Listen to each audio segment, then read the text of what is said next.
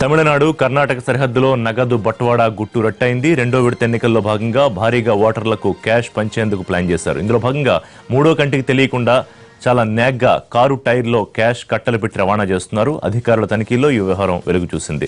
పెద్ద మొత్తంలో నగదు చూసి అధికారులే షాక్ అయ్యారు. దాదాపు 2 కోట్ల రూపాయల 2,000 నోట్లు స్వాధీనం చేసుకున్నారు. నగదు ఎవరిది, ఎక్కడి నుంచి ఎవరు తరలిస్తున్నారు, మొత్తం వ్యవహారం వెనుక ఏ పార్టీ నేతలు ఉన్నారనే కోణంలో అధికారులు ఆరా తీస్తున్నారు. కర్ణాటకలో ఇవాళ ఒక్కరోజే 4 కోట్లు సీజ్ చేశారు.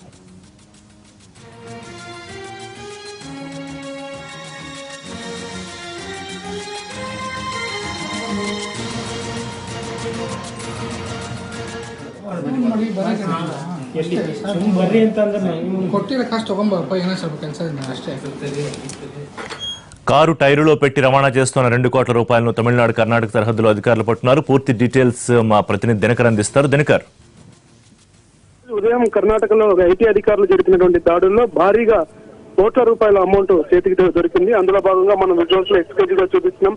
టైర్లలో పెట్టి తమిళనాడుకు సంబంధించి కోయంబత్తూరుకు సంబంధించినటువంటి ఒక వ్యాపారవేత్త ఈ డబ్బులన్నీ కూడా కర్ణాటక ఎన్నికలకి తరలిస్తున్నట్టుగా ప్రాథమికంగా అందుతున్నటువంటి సమాచారం. దాన్ని బట్టి చూస్తే కర్ణాటకలో రెండో విడత ఎన్నికలు నెల 23వ తారీఖు ఉన్న నేపథ్యంలో సాధ్యమైనంత త్వరగా అక్కడి వాళ్లకు డబ్బులు పంపించడానికే ఇవన్నీ ప్రయత్నాలు జరిగాయని చెప్పి కూడా ఐటీ అధికారులు గుర్తించడం జరిగింది.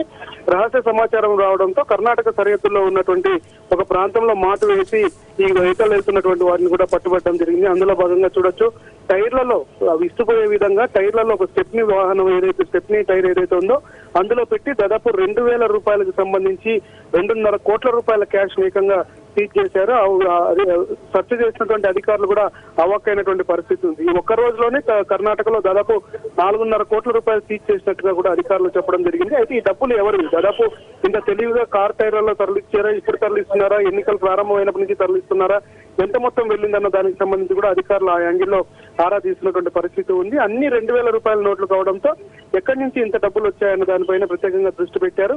ఇంకా ఇలాంటి ముఠాలు ఎవరెవరు ఉన్నారో డబ్బులు తరలించే వాళ్ళన్న దానిపైన మాత్రం పట్టుబడిన వారి దగ్గర నుంచి సమాచారం తీసుకుంటున్నారు. రిషి, రైట్.